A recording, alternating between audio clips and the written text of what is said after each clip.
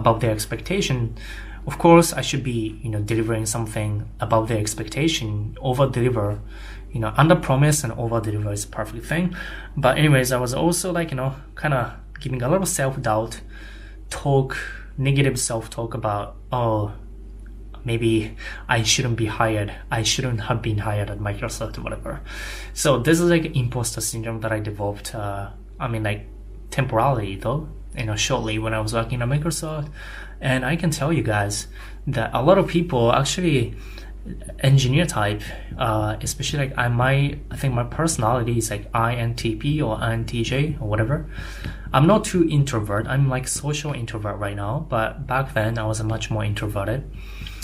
And I had a language issue as well. Like I grew up in Japan, so like I went to Canadian University when I was 20. So it was only like 2-3 years into Western university's education. So I had a lot of stronger accent that I have right now, and a lot of stuff like cultural thing, communication thing.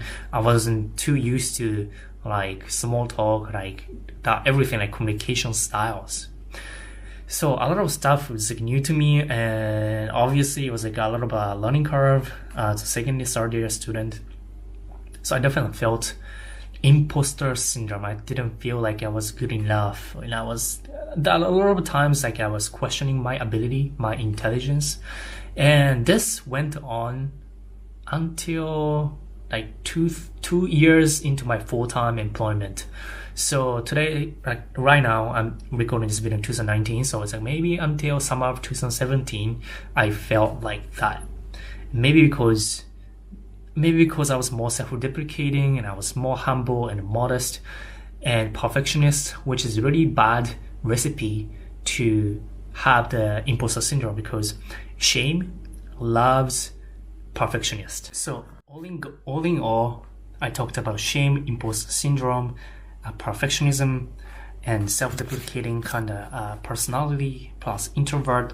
So all in all, I experienced that throughout my education, computer science in university.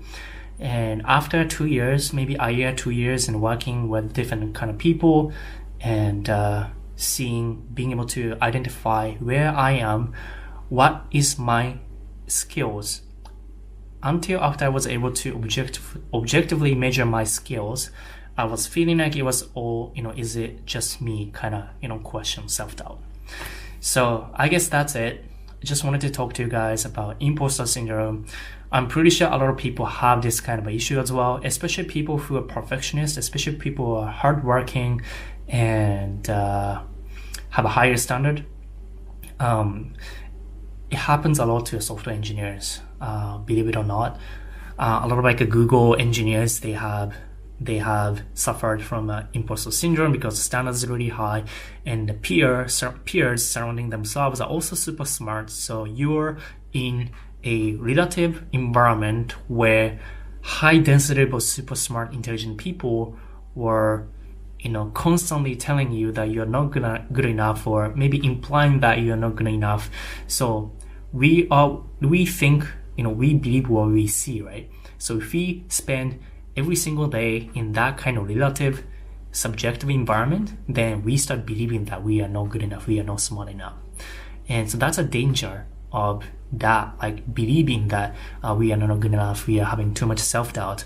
Of course, there's some value in self-deprecation and humbleness, but at the same time, it is not healthy to keep having that kind of perspective and damaging your self-esteem, damaging your confidence.